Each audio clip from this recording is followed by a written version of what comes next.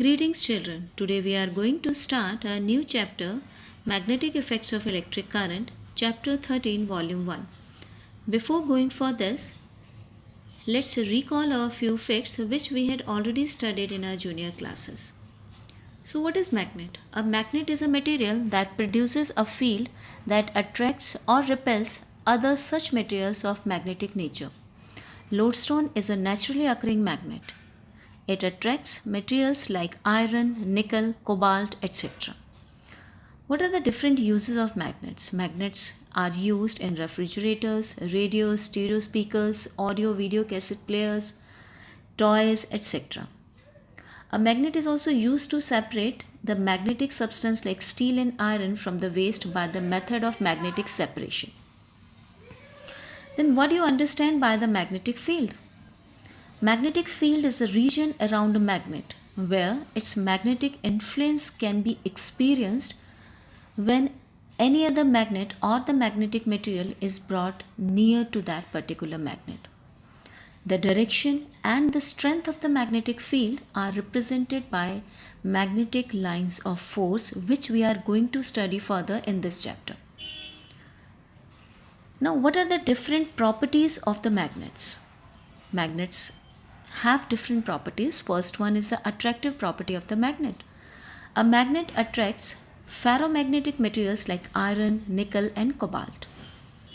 Directive property of the magnet. If a magnet is suspended freely from a rigid support, the magnet always points towards a north-south direction.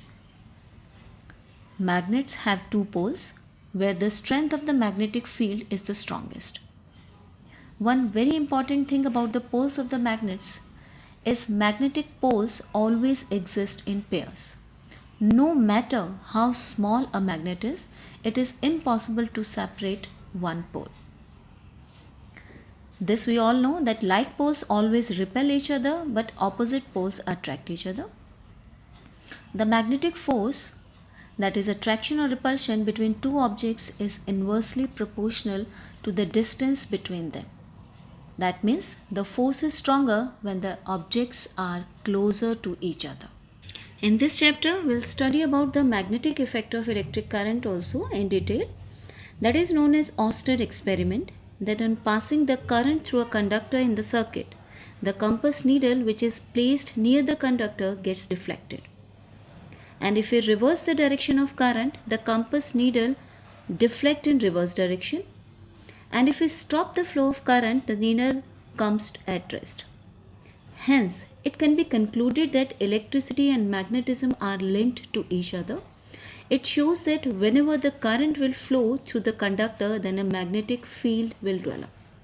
And in this chapter further, we'll study about the pattern of magnetic field around different shapes of the conductor, like straight current carrying conductor, around a loop, around a solenoid, and the applications of that.